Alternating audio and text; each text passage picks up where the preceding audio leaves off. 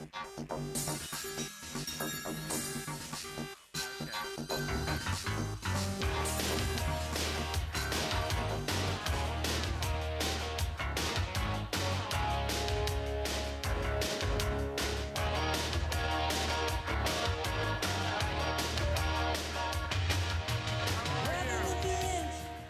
are you? Hello? How are you? I can't hear you. You had lunch?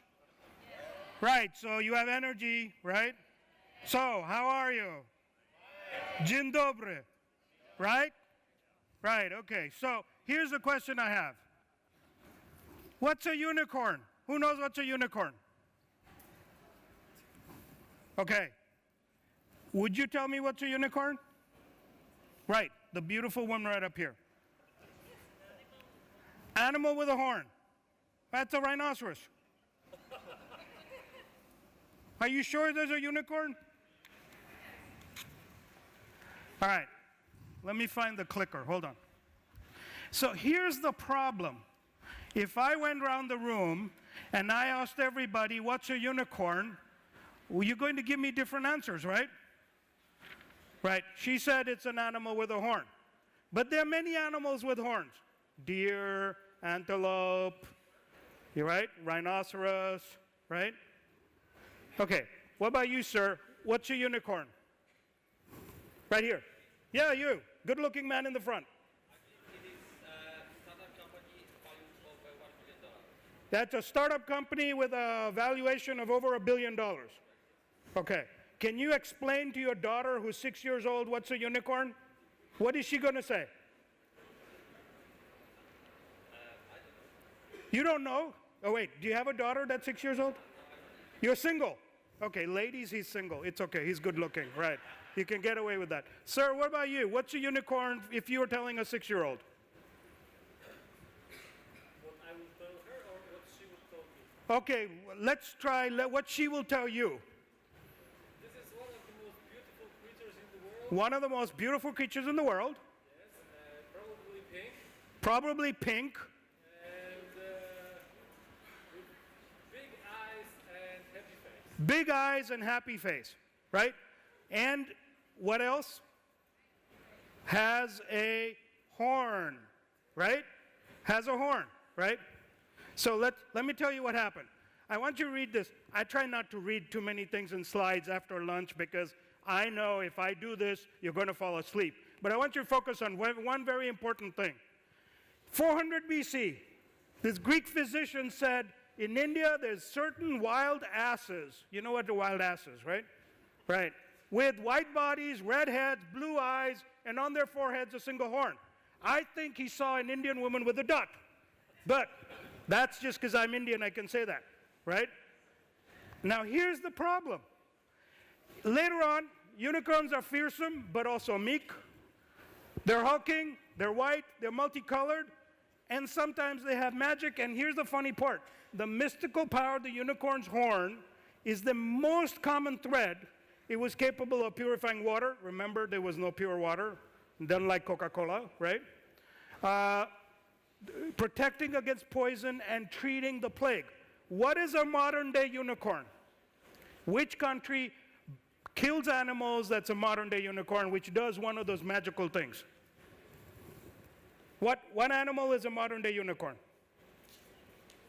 A rhino, right? Poor rhino walking around in Africa, minding its own business. Somebody shoots it, takes the horn. Why? Because they think it's good for your sexual prowess, right? It's a modern-day unicorn. It's a myth. It's the same stuff as fingernails and hair, but they killed the poor thing. But anyway, so then we go to the Silicon Valley definition. Unicorns disrupt industries. They're game-changing. Who cares about profit? Market share matters. Modern unicorns are companies that are with little or no profit and valuations in the billions. And then I said, I don't want to work for them. They're like, are you stupid, Supreet? Come on, Supreet. Why you don't want to work for a unicorn? They got a lot of money. So the question is not whether I want to work for a unicorn, but let me share some information about unicorns with you, because when I was doing this research, it was really crazy. First of all, just the US market. but I couldn't find a slide for the whole world, so we looked. Almost 1,100 companies started, of which, by the time they get to second round, so they make first round, second round, 50%, almost 46%, right? 505 get funded. Then third round, 307. You notice the trend?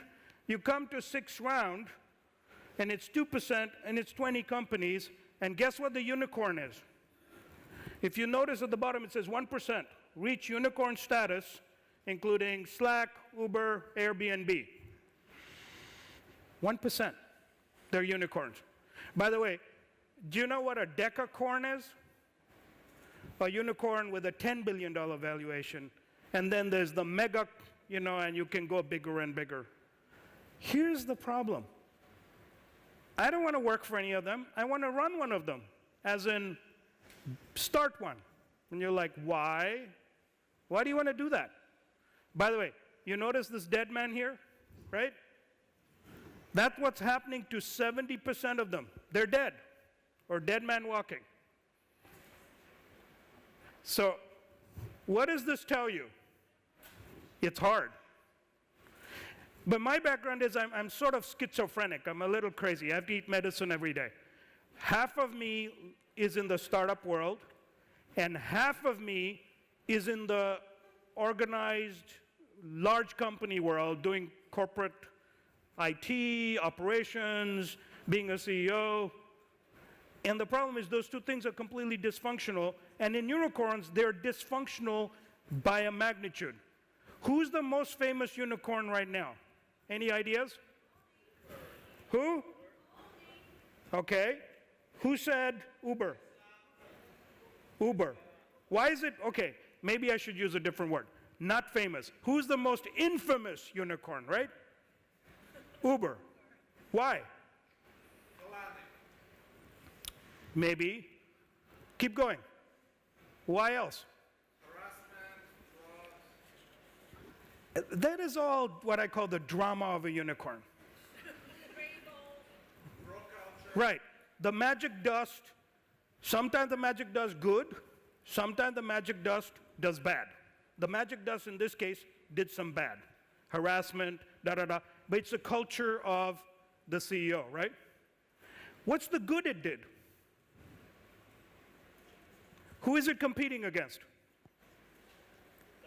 Taxi companies. What are most taxi companies like before Uber? What was the experience? Terrible. Who said terrible? All right. Why is it terrible?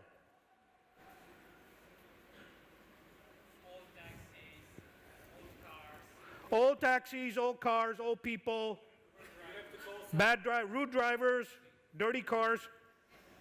Sounds like a monopoly, no? No competition. So what does Uber do? Create competition. Okay? So they disrupt the industry, right? I'm sorry? Rating for every driver. You couldn't do that on a taxi. Sometimes your taxi guy, especially in New York City, you're in taxi, he doesn't like you, you don't like him, he doesn't like the way I look, he drops you at the wrong place. Or he takes the long route. Then he charges you lots of money. So there is what I call the democratization of driving, of going from place A to place B. Because every one of us can be an Uber driver, right? I drove Uber for 1 week, just to experience what it's like, to find out what is this Uber thing. Let me tell you how much money I made. 0. Because in 1 week you don't make any money. You make money, but you give it back. They give you a bonus, but you give it back. But the interesting part was in the good side is they created competition. What does the competition do? What did it do to the taxi business? What's happening to the taxis? They start to evolve. Progress, right. Right. In San Francisco, we have an app called Flywheel, and it's for the taxi industry. And it's very interesting because competition always starts breeding value. And the value is latent in the system. It's held in the system, but it has to be released. And the release comes from disruption. Disruption comes from people like Travis, who managed to create something new. Now, we can take a different one, Airbnb, you know, where there's no drama in the organization, and you can talk about, and in this drama with Airbnb, you know, someone went to some place, they look like me, they didn't get to house, then there was a big complaint, all social media, blah, blah, blah. There's always drama. Whenever there's disruption, there's going to be drama. But if you take the drama away and you look at the value of the disruption, you get into a very interesting thing. So all the VCs, remember how many of you were there during the dot-com bust? 2000, everything went to hell. The world ended if you lived in Silicon Valley. Everybody lost all their money. And then all the VCs, they sweared on their mother, I will never fund another crazy company. I will only give money to people who have customers, real customers. I will only give money to people who have a proven model. I will only give money to people who are long-term, seasoned experts. What is the average age of a founder right now in Silicon Valley? 23. How much experience do you think a 23-year-old has? When I was 23, I didn't know whether to use deodorant or to use deodorant. Honestly, at 23, I just came out of college. I was like, what clothes do you wear? Do you wear brown shoes with a black suit or a brown belt with the yeah. I didn't know any of this stuff. All of a sudden, I'm running a $1 billion company. Why is it a $1 billion company? Because somebody is dumb enough to give me hundreds of millions of dollars because I think I can create this big market. So it kind of gives you what that looks like. Look at this. The black ones are the big funding things. And this is only through 13, so there's some that are bigger, some a little bit smaller. I want to show you something called Theranos. How many of you guys know about Theranos? What was the thing about Theranos? Go ahead. It was a beautiful story. With nothing to break it out. Like a unicorn story. But Theranos had a different name. It was fake. He got so much money, $9 billion, all gone. Pfft. So, you know, it was like unicorns, it was magic. You wave the dust, pfft, it's gone, the money's gone. To kind of give you an idea of how much this money added up to, $600 billion in the last 10 years. 160 unicorns in the globe. Some of them really large, Uber, Snapchat, you know, Airbnb getting there, Xiaomi. Many of them little. And remember, we looked at this, how many started and how many are there, right? Now, here's the question I ask you. If you're a VC, how do you make money? Sir, in the white? If you're a VC, you have $1 billion. How are you going to make money in your fund? Looking for great ideas. Okay, after you get the idea, then what do? Select and choose the best. You choose the best. Then what happens? Then you do what? No, you give him the money, but then you got to make sure you have to, the guy who you give the money can survive, remember, round 6, right? He can survive to round 6, and what can you do? Exit. As a VC, I do not make money until we sell the company, we go IPO, someone buys it, right? If you're valued with a $46 billion valuation, who can buy you? Deutsche Telekom? AT&T? Who can buy you? Who has that much money? Oh, do you have customers? Yes. Do you have profitable customers? No. How many of you guys work for corporations? What is the biggest thing they drill in your head?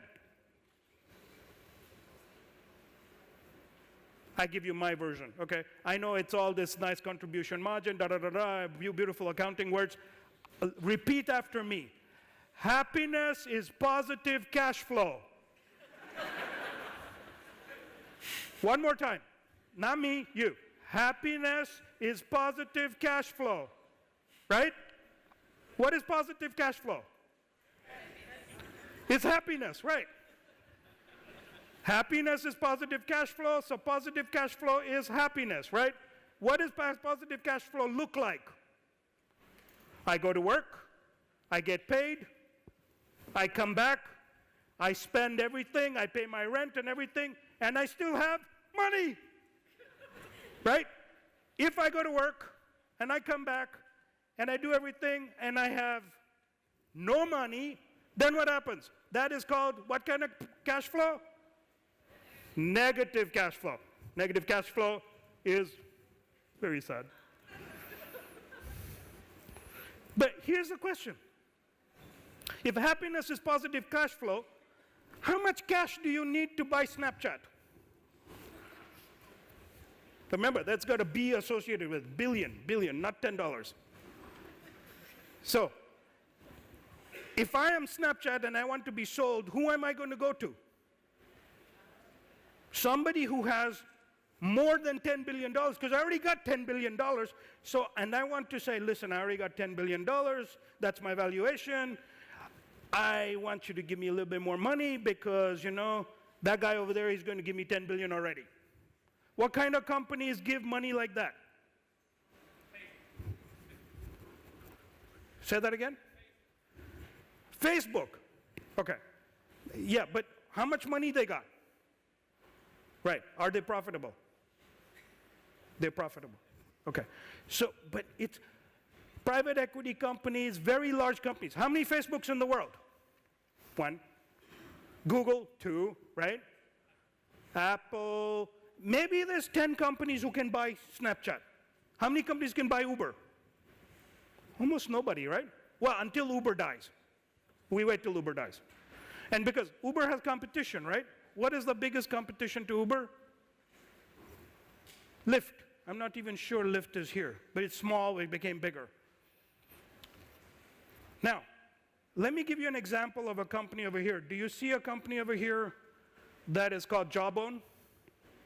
Do you guys remember Jawbone?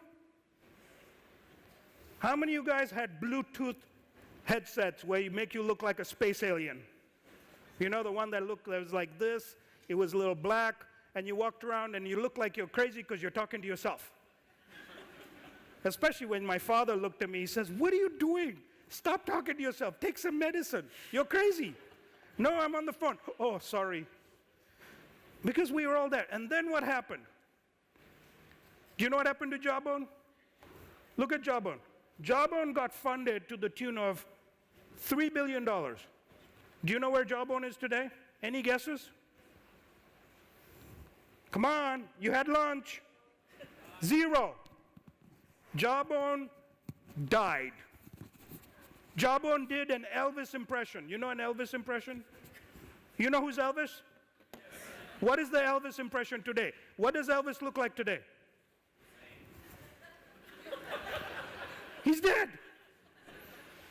Everybody can do an Elvis impression. He's dead. It died. $3 billion. Poof. Gone. Theranos. $9 billion. Poof. Gone. I am VC. I funded Theranos. I put 9. Actually, I can tell you who the VCs were. Goldman put money in there. Sequoia put money in there. Kleiner put money in there. All that money gone.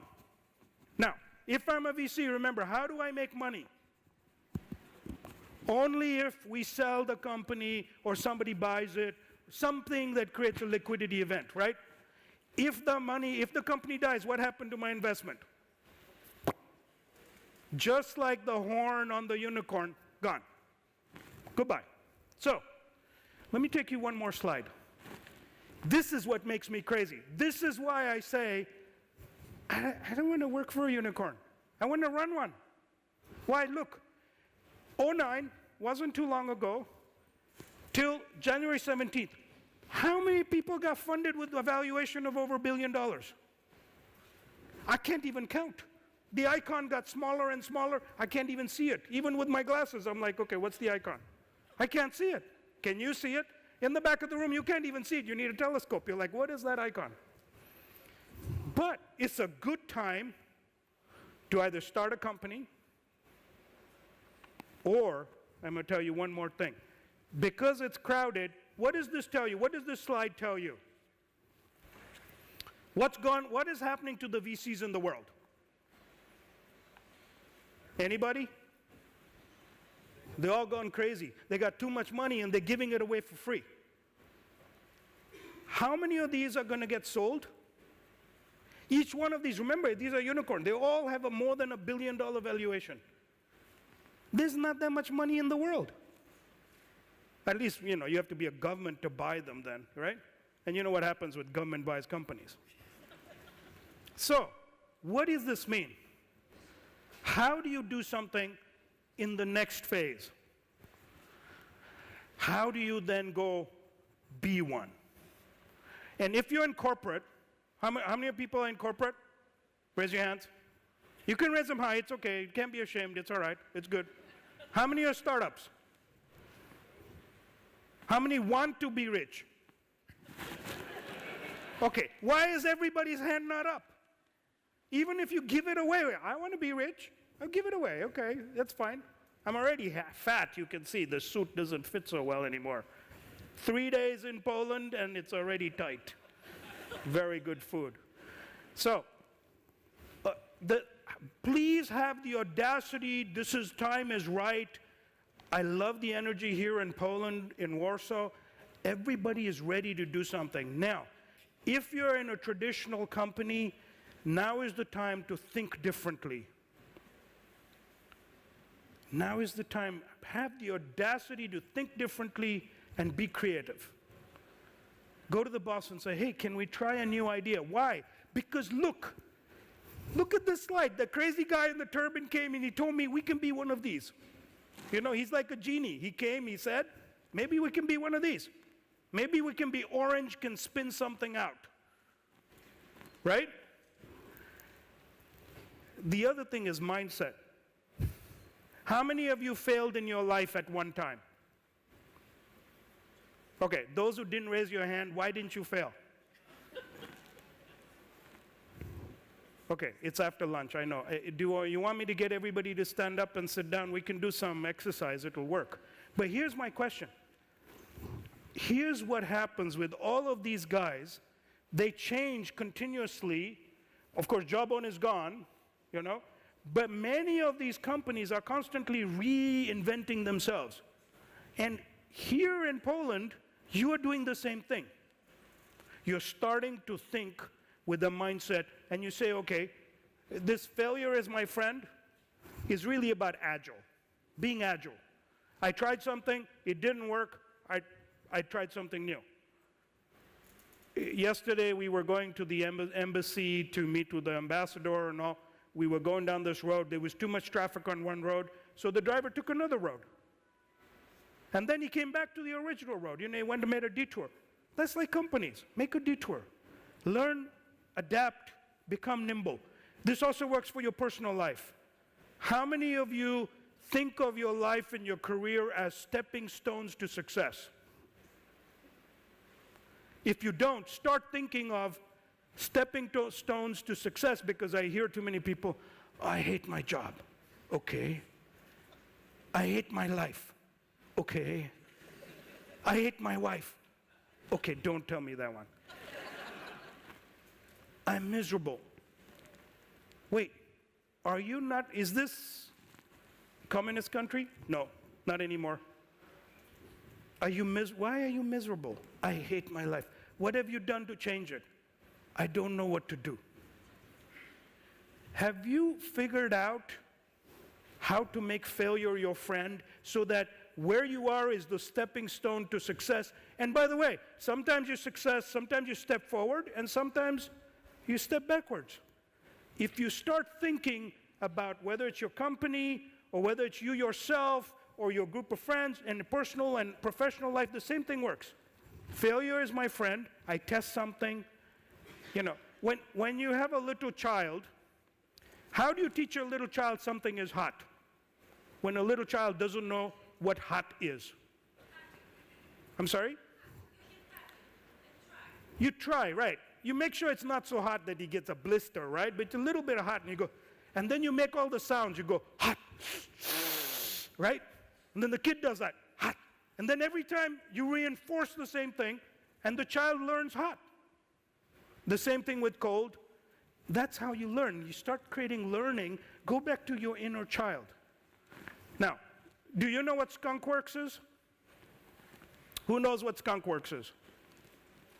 So Lockheed Martin developed a program called skunkworks during the Cold War to build engines, jets, missiles, all kinds of things. And they did it with a very small team in a small little location. And when a program would take 5 years, they did something in 10 months. And they called it their skunkworks because it was hidden away like a skunk. It was hiding, and you didn't want to come close because it will smell on you. But that was the ability. Now, if you're in a company, this is very important. The team you set up to do innovation has to be different. The board you bring to manage it has to be smart. You can get money from many people. You can get money from Russia, but if you fail, you know what's the consequence of that one, right? You know, and you can get money from the African dictators. They have lots of money, they want to invest it, but if you fail, you know what the consequences, right? Same consequence, right? But you need to build a team, and your board has to become smart. And what is smart? Smart is diversity. Smart is thinking different. Smart is not brain smart, but smart is situational smart. Because if everybody's the same, like many boards in America, then when you jump off the cliff, you'll just die. Look at Uber. Why is there so much drama in Uber? Because the board never said, stop. This is stupid behavior. We need to be different. They just let it happen until it became chaos. Right. The other is, if you get a skunkworks team, you need to compensate them differently. I never understood this.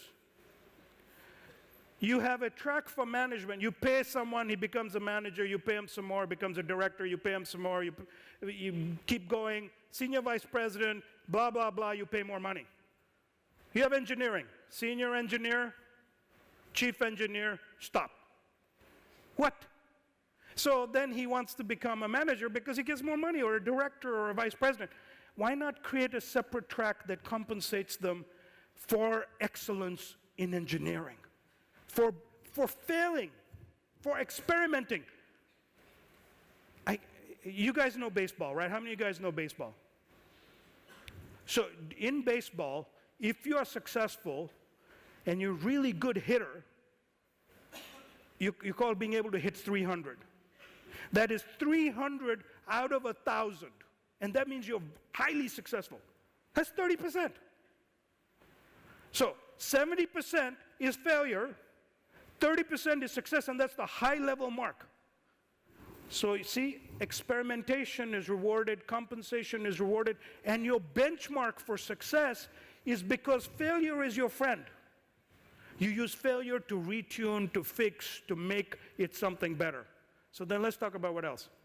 Now, when you get to the board level, when you get to your company, you're the founder. Who wants to be a founder? Startup founder. Okay, see, that hand went up. Okay, the food kicked in. Yes, very good. Excellent. Too much money creates havoc. Many of these unicorns have too much money. And when you have too much money, here's the problem. There's no focus. When you have $100 in your 100 zloty in your pocket, and that's all the money you got, and you got to make it last a week, you're going to get very focused on where to spend the money, right? If you have 10,000 zloty, it's going to be very different. You're going to buy this and this and this. And then when you have too much money, your refrigerator is a science experiment. All the food gets rotten because you bought this, you got but you can't eat it all. So it's one of those. How many people know what minimal viable product is? Aha. What is minimal viable product? It works. I'm sorry? It works. It works. Okay, why do they call it minimal viable product? It's not perfect yet. It's not perfect, but No, it doesn't even have any other features that doesn't bring the value. this man here, the food is working now. He said it does not have any features that do not create value. Now, that doesn't mean that do not create value in the future.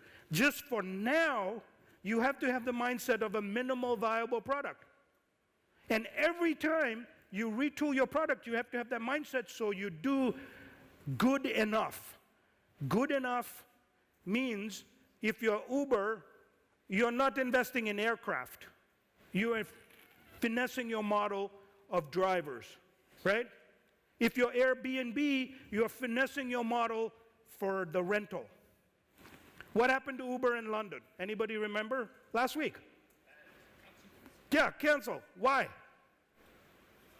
Regulations. So it didn't respect some of the regulations. They didn't respect hubris. Let's use the word hubris. But it's also not focusing on minimal viable product. What does it take for me to survive in a location? Same thing. The other thing is, I actually think $1 billion valuation is a curse. You don't want $1 billion valuation because the problem is what happens after you get $1 billion valuation and your business comes down. Going backwards is very hard.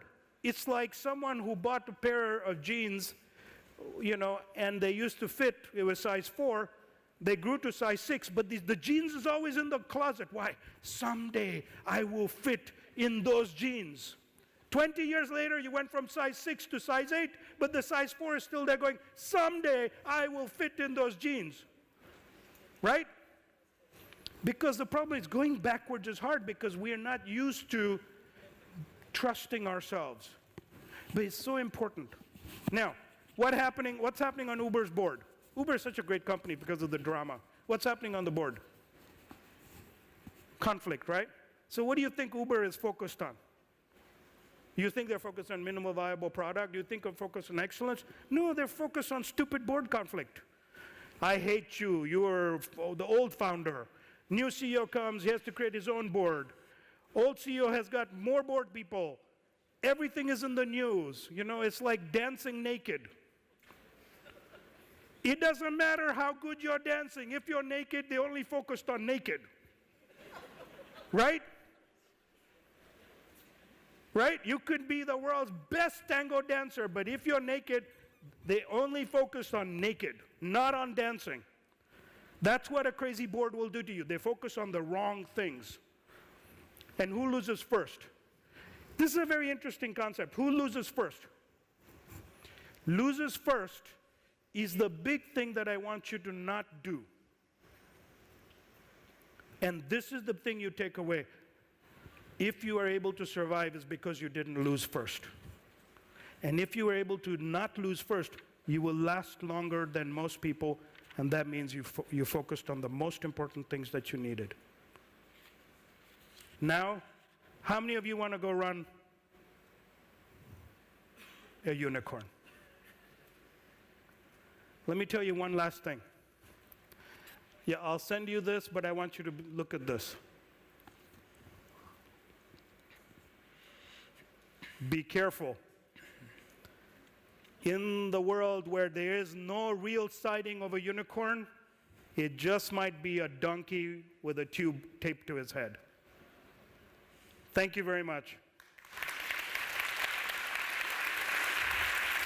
Thank you so much, Supreet.